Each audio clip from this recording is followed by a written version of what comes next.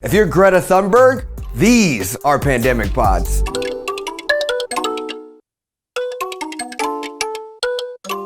Some families are not convinced that virtual schooling and Zoom classrooms are effective, so they're taking matters into their own hands to start the new school year in what are known as pandemic pods.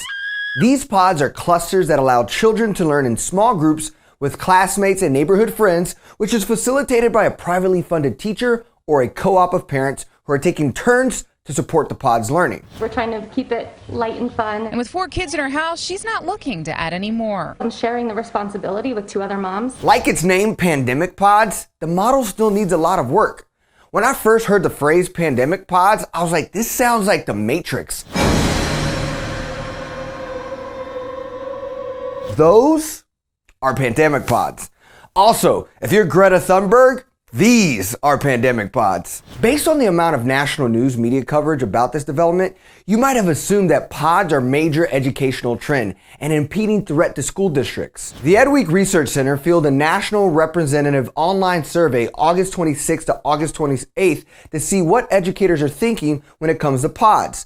The survey was taken by 415 teachers, 149 principals, and 262 district-level administrators. One of 3 said that the EdWeek survey was the first time they were hearing of this new educational practice. And the same amount said they've only heard about the idea from news media and other sources and information, not from any parents in the district who plan to participate in pods. The reason that podding is so rare is because it's expensive. Scoot Education, whose normal business is providing substitute teachers for schools, quickly developed pandemic pod models in California. At least 100 such pods were in place by the end of August, says James Sanders, the company's CEO. For young pupils, the cost of the pod is about $349 a day for all families. So if you take that rate by 9 weeks, 4 quarters, that will total $62,820. The real opportunity for pandemic pods is somehow using the pod model and an opportunity to provide social engagement while kids attend public school. Students need to develop these soft skills and these people skills and learn how to collaborate with one another. And get that during social distancing and online is very difficult. So we need to find ways to create equity, and rather than make this an inequitable situation where parents who only can afford it can pod their children, our cities have to start thinking, how can we use our extensive data, resources, and facilitate and recommend pods to families who need that type of engagement for their students? I had the great privilege to sit down with Yenda Prado, a community research fellow for the Orange County Educational Advancement Network, who has been curating research and support on this idea as her son enters the 4th grade.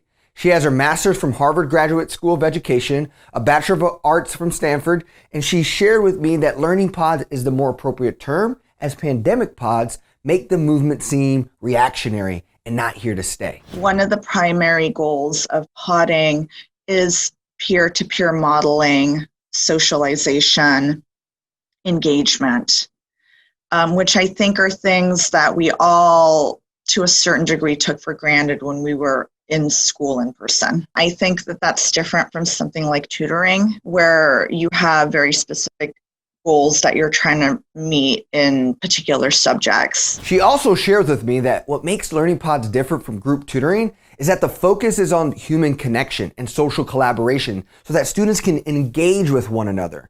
A similar setting to what you will see in a classroom or a school project.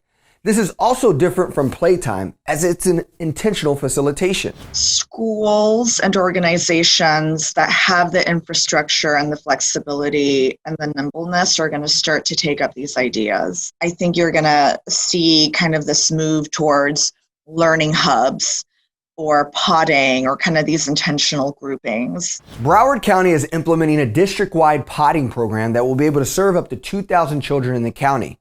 A small percentage of the school system's roughly 260,000 students. Kids enrolled into the POD initiative will attend online school taught from a distance by Broward County staffers. Education in the county is virtual through October 1st and will be supervised in person by an employee or an agency hosting the pod. What we see here is a supply and demand issue.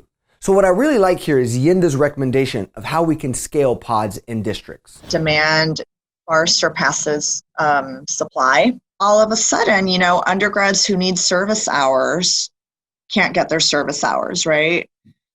or even teaching candidates who, need to have that, again, those service hours and that practicum. Those are the sorts of questions that would need to be had to implement something like this at scale. In Yenda's continued research, she shares emerging attempts to scale the concept of learning pods at low or no cost for underserved communities. San Francisco's Department of Children, Youth, and Families are aiming to serve over 6,000 school children across learning hub stations throughout the city.